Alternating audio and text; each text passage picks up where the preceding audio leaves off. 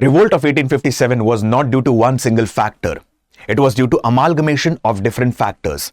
But an event that provided a spark to the revolt of 1857 was introduction of a new rifle, which was referred as Queen's Enfield rifle. The cartridge or the coating of the rifle had a cartridge which was made up of fat of cow and pig. Pig is considered as taboo among Muslims. On the other hand, cow is considered as sacred among Hindus. As you might have studied that precisely during the Vedic period, cow was referred as Aganya, which cannot be killed. So this rifle had a coating of cow and pig fat. Now this rifle arrived from Meerut to Behrampur in Bengal. And the entire unit in Behrampur, they said that we are not going to use these rifle. At that time, the entire unit was disbanded and court-martialed. General Greg Anson, to pacify the sepoys and the soldiers, he said that on temporary basis, we are stopping the use of these rifle and will conduct a detailed scrutiny and investigation. But the news spread like a wildfire in the northern part of India. There was a soldier of 34th Bengal Infantry, Mangal Pandeyji. When Mangal Pandeyji heard about this, he went on a rampage. He injured many sepoys, he injured many European officers and soldiers, and he was also being supported by Isrul Pandeyji. There was a person whose name was Sheikh Paltu Khan. He provided the entire information to the European officers. And on 8th April 1857, it is believed that, like previous to this, Mangal Pandeyji was arrested and a trial was conducted against him. And finally, on 8th April 1857, Mangal Pandeyji became the first martyr of Mother India as a part of revolt of 1857. On the other hand, on 11th April 1857, Isrul Pandeyji became the second martyr of Mother India as a part of revolt of 1857. The martyrhood of Mangal Pandeyji and Isrul Pandeyji spread like a wildfire in the entire northern part of India. And on 10th of May 1857, 85 sepoys from Meerut gave the slogan of Dilli Chalo, let's move towards Delhi. And while moving towards Delhi, they were being joined by the sepoys and soldiers. As a part of this, there were different European officers who were being wounded, injured and killed. Example, Lieutenant Willick, Simon Fraser. Finally, these sepoys reached Delhi and declared Bahadur Shah Zafar as a representative of revolt of 1857.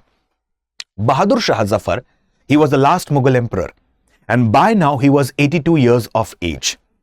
Like Bahadur Shah Zafar had taken into captivation approximately 50 to 52 European soldiers. And when these sepoys who reached from Meerut to Delhi, they come to know about this, they killed these European soldiers. And when they killed these European soldiers, the revolt of 1857 spread like a wildfire in the entire northern part of India. Apart from this, Britishers had adopted a very, very brutal policy of suppression as a part of revolt of 1857. My friends, in today's short video, we are going to throw light on one of the incidents which is hidden within the books of history as a part of revolt of 1857. And that episode is referred as Bawan Imli episode. That is an unsung saga of supreme sacrifice. So, hello everyone. Hi, this is Alok Ojha. Welcome to StudyIQ IAS English. Now, what is Bawan Imli episode all about? Let's understand. Who was Thakur Jodha Singh Ataiya? What was his contribution in the revolt of 1857 from the region of Fatehpur in Uttar Pradesh? Let's throw light upon that. On 10th of June 1857, like it is believed that, like specifically after the Barakpur incidents and the martyrhood of Mangal Pandeyji and Isrul Pandeyji, the revolutionaries were ignited with the spirit of enthusiasm, the spirit of nationalism. One such revolutionary from the region of Fatehpur was Thakur Jodha Singh Ataiya. Thakur Jodha Singh Ataiya, he had created a band of revolutionaries in the region of Fatehpur. And within a very short span of time, they had taken over the court and treasury in the region of Fatehpur. Apart from this, Thakur Jodha Singh Ataiya, he came in contact with Tatya Topeji. Tatya Topeji, he had led the revolt of 1857 from the region of Gwalior. And after coming in contact with Tatya Topeji, he formed a band of revolutionaries in the region of Awadh and Bundelkhand. Bundelkhand, it encompasses certain regions of Uttar Pradesh and certain parts of northern Madhya Pradesh. So when Thakur Jodha Singh Ataiya, he came in contact with Tatya Topeji, it is said that they formed a band of revolutionaries around the region of Awadh and Bundelkhand. And in fact, there was a battle fought between, on one side there was an army of the Britishers, on the other side there was a combined army of Tatya Topeji and Thakur Jodha Singh Ataiya ji. And it was fought on the banks of river Pandu, wherein Britishers fled away. But here, Thakur Jodha Singh Ataiya did not stop. In fact, the flame of Thakur Jodha Singh Ataiya's mind did not calm here itself. On 27th October 1857, he burnt an Englishman or an English inspector at a place called as Mahmudpur village. Then in the later part of the year, that is in December 1857, he attacked the Gangapar Ranipur police station. Okay? And after that, his activities kept on increasing. Apart from this, there was another British officer whose name was Colonel Powell. Now, Colonel Powell, he was moving from Prayagraj to Kanpur. Okay? And while moving from Prayagraj to Kanpur, there is a place called as Khajua. So this place, Khajua, was made as the epicenter of the activities of the revolutionary. So there was one traitor who provided the entire information to Colonel Powell. And Colonel Powell, he marched towards the region of Khajua so that he can imprison Thakur Jodha Singh Ataiya. But Thakur Jodha Singh Ataiya ji and his revolutionaries were expert in guerrilla warfare techniques. And in that battle, Colonel Powell was killed. And in fact, the revolutionaries, they moved away from that place. They escaped from that place. Now, another unit was dispatched under the British colonel whose name was Colonel Neil. And now, another traitor provided the entire information to Colonel Neil. And finally, Thakur Jodha Singh Ataiya and 51 revolutionaries were arrested and imprisoned. And on 28th April 1858, date is important. I repeat, on 28th April 1858, Thakur Jodha Singh Ataiya ji was hanged along with 51 other revolutionaries. And this episode in the history of modern India is referred as Bawan Imli episode as a part of Revolt of 1857. So, 51 revolutionaries along with Thakur Jodha Singh Ataiya ji were hanged to a tamarind tree. Hence, it is referred as Bawan Imli episode. And apart from this, Britishers had made an announcement. Whoever takes the body from the tree will also be hung from the same tree.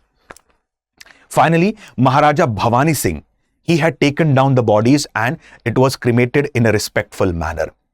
So this is one of the hidden events as a part of Revolt of 1857. There are many such stories as a part of Revolt of 1857 which are hidden within the books of history. Let me tell you one more important aspect.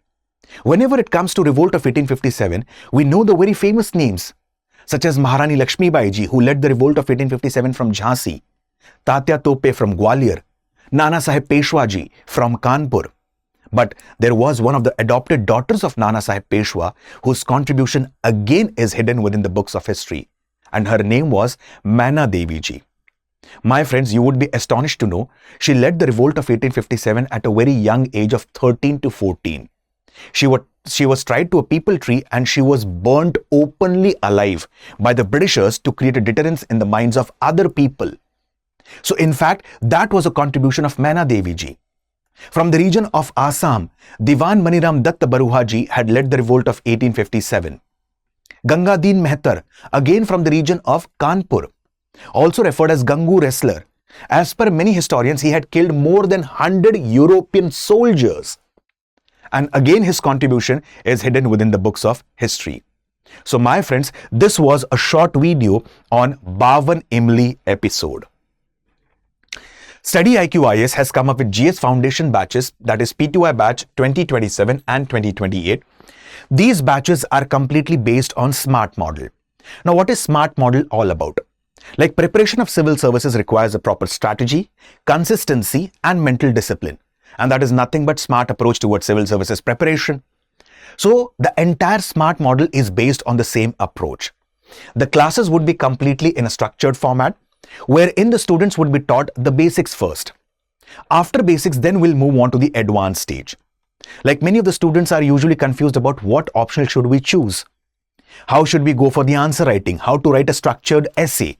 So there would be a mentor who would be guiding you throughout your journey for civil services preparation.